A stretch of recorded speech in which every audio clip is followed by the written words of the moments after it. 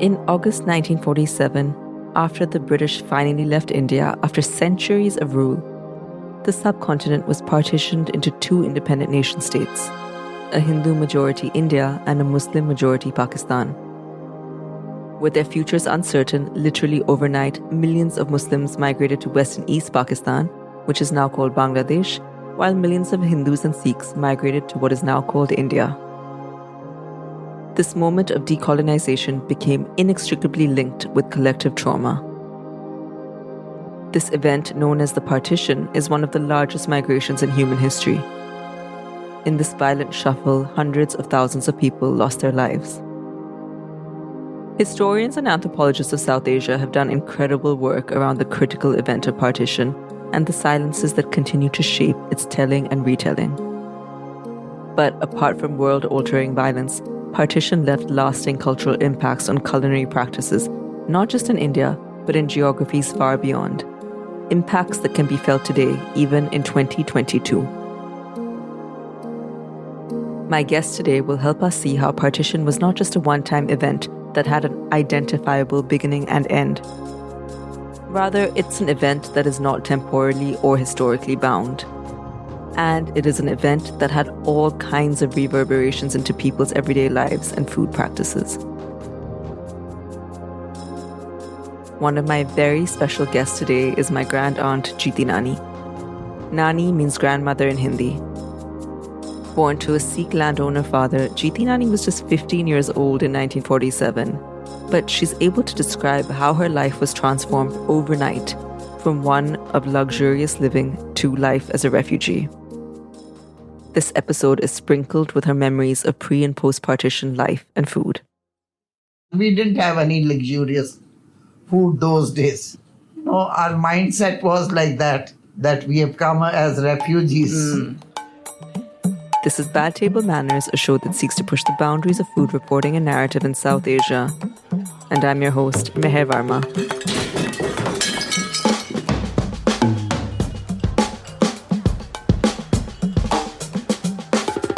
Along with Jiti Nani, the renowned food journalist Anoothi Vishal also provided me with some great historical context that helped me frame the story. In terms of food, what it did really to the culinary cultures of India was, with the displacement of populations, the food culture also got displaced. And I'll also have an in-depth conversation with the London-based food writer and editor Jonathan Nunn about the ripple effects of partition on the food culture of London, particularly its celebrated Indian cuisine. Jonathan helps us to see how flows of migration shape the city and continue to impact how Indian food today is understood in the metropoles. Obviously, Indian food existed in London before partition happened. But I think partition changed a huge amount in terms of the British conception of Indian food. Anoothi has written about the impact of partition on Delhi's food culture. Like so many other historical examples, the struggle and violence that mark partition also bred creativity, bringing new and exciting flavors to Delhi. But before we can understand how partition and new flows of refugees reshaped the city, Anoothi tells me about another important historical event that changed Delhi. The replacement of Shahjahanabad, which is today known as Old Delhi, the capital of the erstwhile Mughal Empire, with Calcutta, which became the capital of the British Empire in 1857. Despite the emergence and entrenchment of a new empire, Delhi remained a place of culinary excellence, known for its Mughlai cuisine that, as she describes, was a composite food culture that developed over 2.5 centuries. It combined the food of the Muslim aristocrats, the Kayast and scribe communities, and Banyas and Khatris who owned businesses and banks. I asked Anoothi to expand on the tastes that were lost during partition. She suggests that what was lost was not just a dish or two, or just a certain way of cooking, but a kind of poetry that infused these courtly culinary practices. This got me to do my own archival research and look at how recipes were recorded in Mughal India. I found some incredible passages in Ain-e-Akbari, which is a detailed account of King Akbar's court. I read about how King Akbar had 400 cooks some of who came from Persia. He ate in gold, silver, and stone dishes, and his food was never served to him directly without being taste tested at least hundreds of times. His palace chickens were fed by hand with pellets flavored with saffron and rosewater, and then massaged with musk oil and sandalwood. As I read this, I wish that in my next life, I may be reborn as one of King Akbar's chickens. But after partition, Mughlai cuisine experienced a vanishing, as Anoothi puts it. This erasure coincided with the emergence of a dominant Punjabi cuisine, characterized by newer, bolder, tomato-laden flavors from Western Punjab. It was this tandoori cuisine that would become the global standard bearer for Indian food around the world. The birth of the cliched but beloved chicken tikka masala begins here, in this context of violence. We had the Punjabi immigrants coming in and taking place really of the old Muslim elite.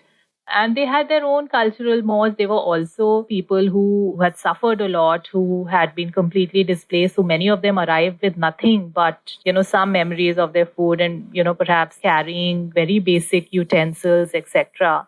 And the idea of the tandoor came in really with them in a mass way. People who really had nothing were obviously keen to establish new businesses.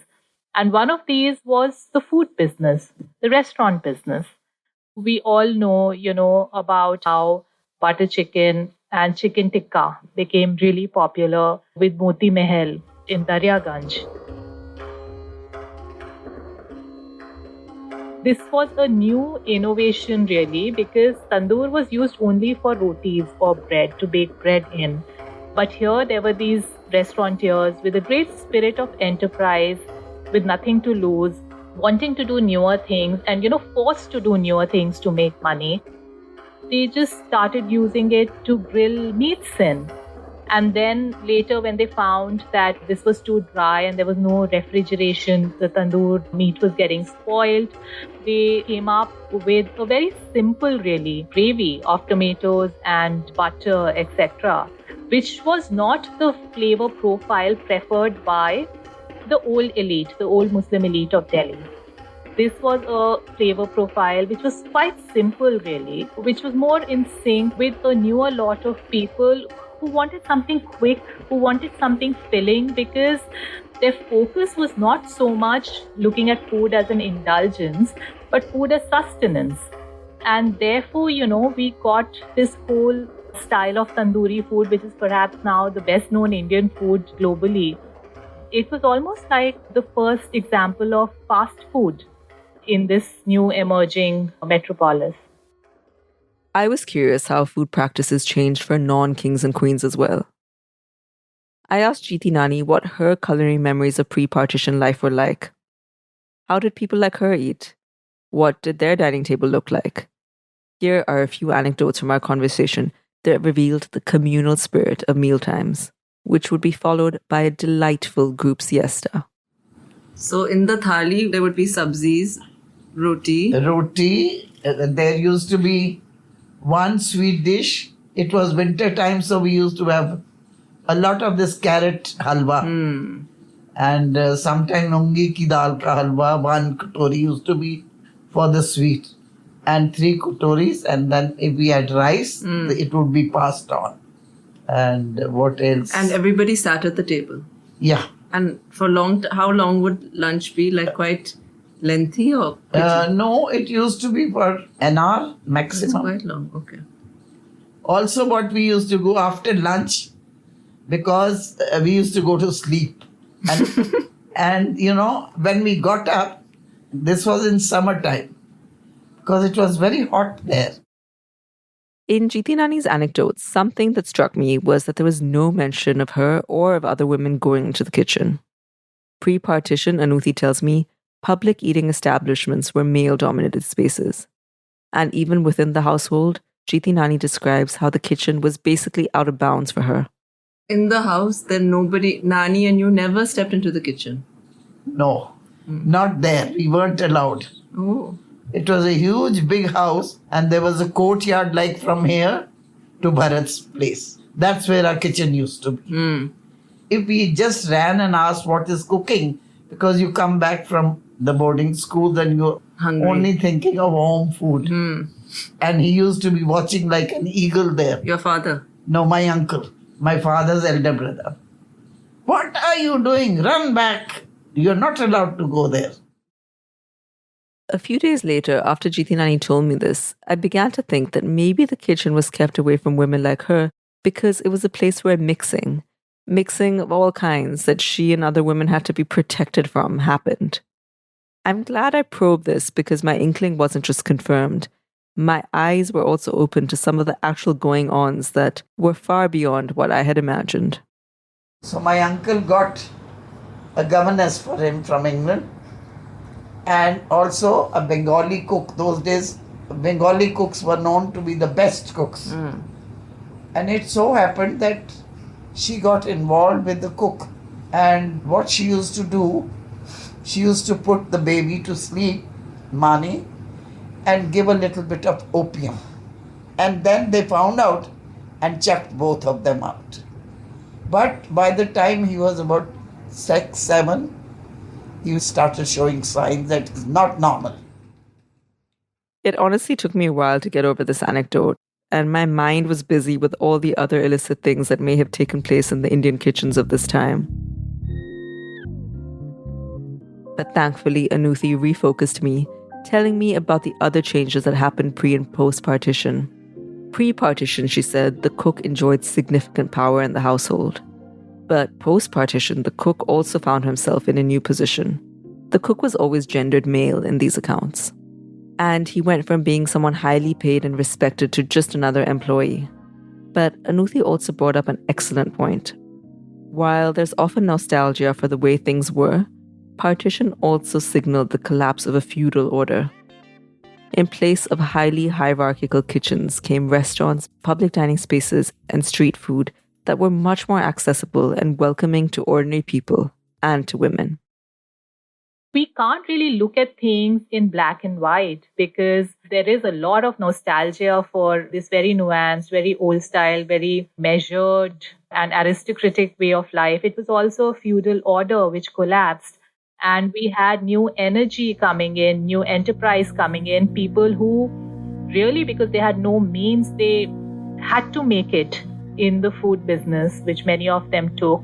And, we had new dishes, which now Delhi is associated with. We already spoke about tandoori food, but there was also things like pindi chana, which became the street food of Delhi, which is available everywhere now. In chole bhature, a dish which we really associate so much with Delhi.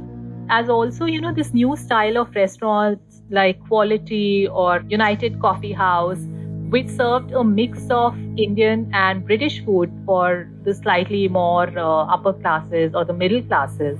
Again, who were the newer moneyed people. So it was, just this whole churn happening, and which is why this very pivotal moment really in Indian history, but also in Indian culinary history. I was curious to know more about how becoming a refugee transformed the lives of millions of people. Jiti Nani tells me a little bit about how her experience of everyday food changed after her family crossed the border. What we hear essentially is that even for a privileged land-owning family like hers, life became about survival. After partition, my father lost a lot of... He came with 100,000 people, walked. And he was quite prepared with guns and all. But when they reached the border, then, of course, he had nothing. So they had gone to Karnal. But all the refugees that were coming to Karnal, because my father was there, that they would land up there with whatever they had. And they used to make a big, big dish of dalia, porridge, milk, porridge, and we used to get shakkar. That was our breakfast. Okay. Yeah, everybody had, because there were so many people, there was hardly any. Till by and by, then, my father was allocated with 250 acres or 300 But how did he feed all these people 3 meals a day? He did. How? Everybody was welcome, everybody was... I now want to turn to one of partition's lesser-known effects. While much has been written about how partition altered the history and politics of South Asia forever, it also left an indelible imprint on the life and cuisine of the metropole, in this case, the city of London. Jonathan Nunn is the creator of Vittles, a food newsletter that I consider groundbreaking for its dedication to the vernacular and the hyperlocal. Jonathan helps us understand how the legacy of partition continues to shape British notions of Indian food. Quite recently, he wrote a powerful piece about London titled Blurred Lines, which historicizes the global food mix for which the first world city is often credited and celebrated. Unsurprisingly, India's partition and the displacement of populations, which Anoothi and I also talked about, play a significant role in London's preeminent place on the global food scene. Jonathan makes a case for what he calls a second London, a London that centers its immigrant history rather than only its imperial glory. In our conversation, I asked Jonathan to help me look back at the complexities of empire. For example, the unintended consequences of empire's decline that includes flows of migration from its former colonies, which have contributed in immeasurable ways to London's culinary diversity and its celebrated global cuisine. My argument is, it's not a particularly novel argument, is that the city gained a new identity with the influx of people from the former empire which came in. And so the blurred lines of the essay title are looking at the lines which the British Empire kind of laid down in its former colonies to make divisions, and how those lines have affected the immigration that came into the capital. What were the ripple effects of this violence? And what did it do to how Londoners understood and continue to understand Indian food? I asked him. Obviously, Indian food existed in London before partition happened. But I think partition changed a huge amount in terms of the British conception of Indian food. So kind of in the immediate wake of partition, you had the British Nationality Act in 1948, which allowed, kind of with almost no restrictions, immigration from former British colonies. So you had a huge amount of immigration from Punjab, and a lot of them were sort of newly created Pakistani Punjabis. And you also had immigration from what was then East Pakistan. Between 1948 and sort of 71, sort of the British conception of Indian food was very much Punjabi food. Even more specifically than that, it was Muslim Punjabi food. It was food created by people who are coming from the newly formed Pakistan. I don't think it's changed London immediately, because I think a lot of the first wave of immigration was actually coming to industrial heartlands. But then as the industrialization happened, there was a lot more immigration to London, and a bigger shift from going into manufacturing to the idea that you could open a restaurant and moving into catering. You had a lot of restaurants opening, but they were still mainly catering to a kind of British elite, probably many of whom were involved in the British Empire and who had had food in India and kind of wanted somewhere to get it back home. With the war in Bangladesh, you had a huge amount of Bengali immigration over here, and that was kind of like the democratization of Indian food. The restaurants they started weren't Bengali restaurants. It was kind of a take on like the very rich Punjabi food which had already existed in London. It was kind of flattened into this litany of dishes which were mainly arranged in terms of spice to make it very easy for British people to understand. And the food was very much geared towards white British people who may have not had any knowledge of Indian food. It was heavily meat-based, spicy, but the spiciness could be kind of altered from dish to dish. It was not at all recognisably Bengali. There's almost no river fish, very little use of ferments. To be honest, that type of food just wouldn't have made any money for anyone at the time. I think you can see, looking back, that our entire conception of Indian food was actually very much a legacy of partition and the legacy of dividing these two states, which have then gone to have this huge effect on the London restaurant scene. From Jonathan's response, I begin to understand that changes to Indian food happen gradually, over time, and across space. Partition was a long, rather than one-time event, and it produced gradual but discernible shifts in the heart of empire as well. In London, where some of Partition's refugees had arrived, Indian food started to become mainstream. One of the reasons why Indian food, or the English imagination of Indian food, was considered palatable was because it was adapted to fit the exact measured amount of exoticism that the British palate desired. The thing about the British is that they like a certain amount of exoticism, but sort of don't go too far. At that time, the British palate was extremely limited, sort of more so than it had ever been, because rationing had got everyone used to a very kind of bland vision of what British food actually is. You had Indian food come along and it was exciting.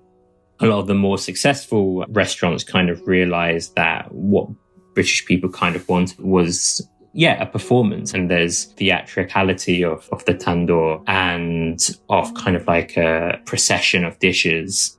Food that is spicy, but not too spicy, or food which is different, but not too different. It allowed for certain Indian dishes to be successful, but it made other sort of regional dishes kind of impossible to actually put on menus. So what you end up happening is this kind of flattening of Indian cuisine into basically like it's curries or grills.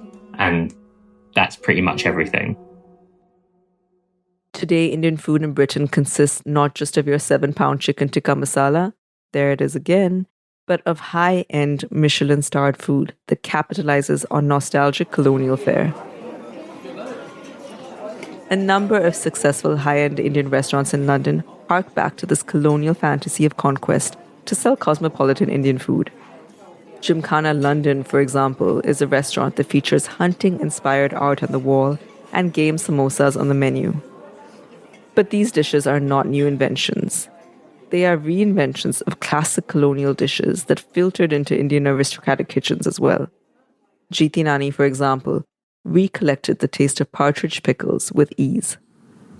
Did they serve meat? Did they cook meat? Yes. So what kind of meat? And they used to go, my father and his brothers, they used to go for shikar, shooting. They used to bring back deers. They used to bring back batir, the partridges, all those were cooked, and the jungli murgi. Did you eat that? Did you eat the deer? We love it. They also used to make pickles from these. And the pickles were delicious. I asked Jonathan what he makes of the re-emergence of this neo-colonial British Raj aesthetic in 2022.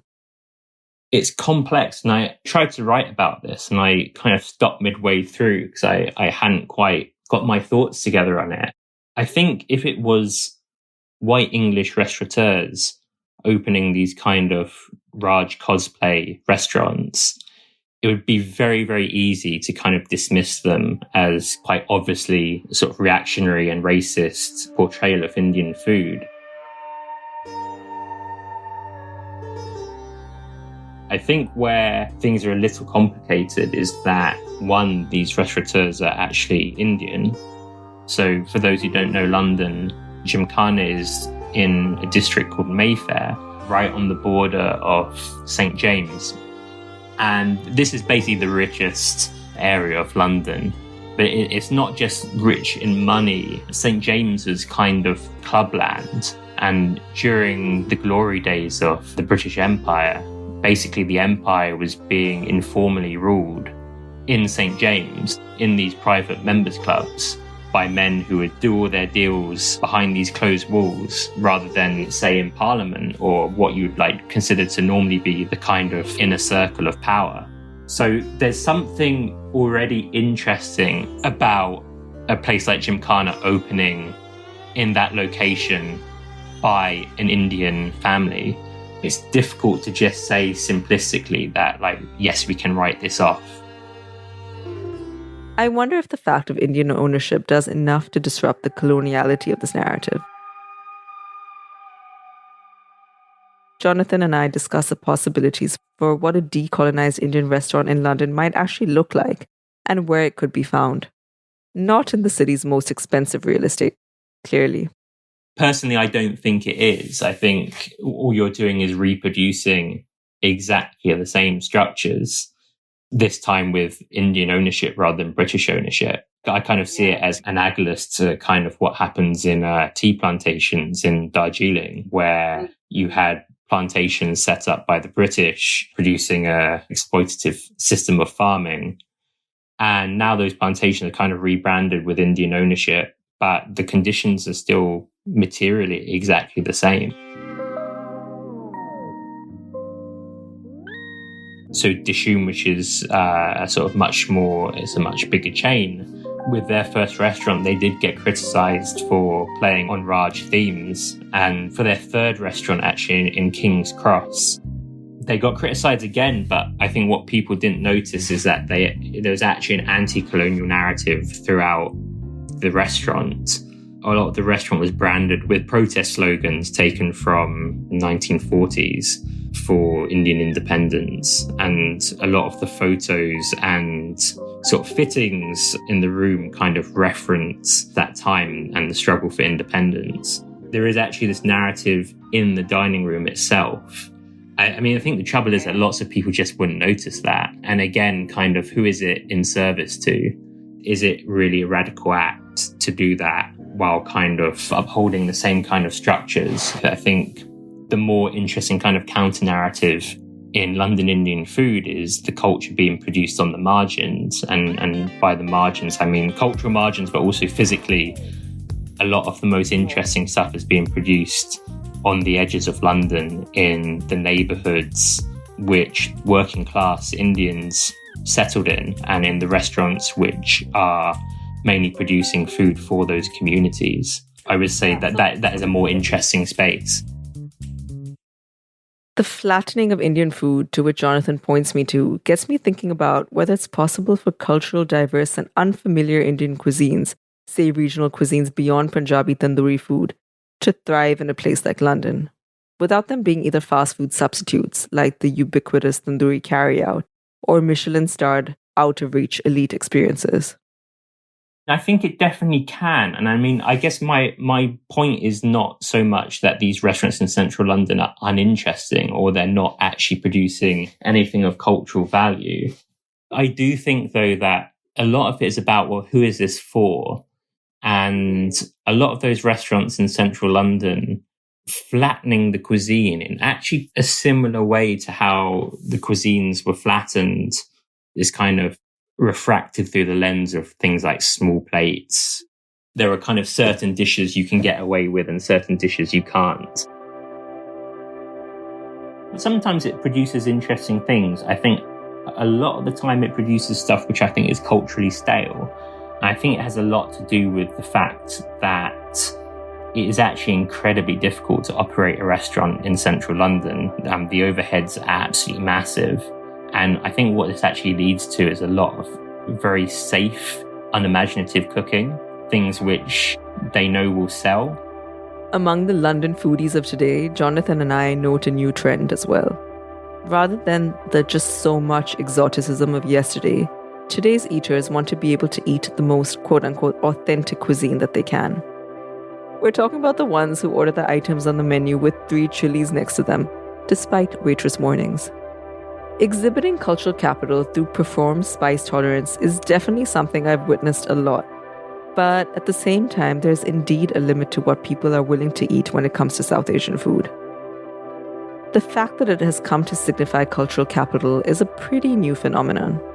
And this cultural fact is shaped by the realities of partition, which determined which South Asian immigrant cuisines were considered cuisines and which were merely considered sustenance for working class communities. The truth is that there has been, I don't think, a single review of a Bangladeshi or Bengali restaurant in London in the last sort of 10 to 20 years, which is kind of a shocking thing considering there's certainly been the same in places like New York and Los Angeles where the community is much, much smaller. There's kind of like a general, almost like an ignorance of the cuisines which actually make up London and actually have a huge amount of context within London's history. This is one of the many reasons why I'm so grateful for new food media like the newsletter Vittles that Jonathan runs. Focusing on the event of partition helps us to see how cities like Delhi and London have both been shaped by diverse food communities, giving them the kind of cosmopolitan imprint that continues to draw people to them. As we have seen, partition wasn't just about 1947, or just about the line between India and Pakistan, but about shifting geographies, life worlds, and inequalities across empire.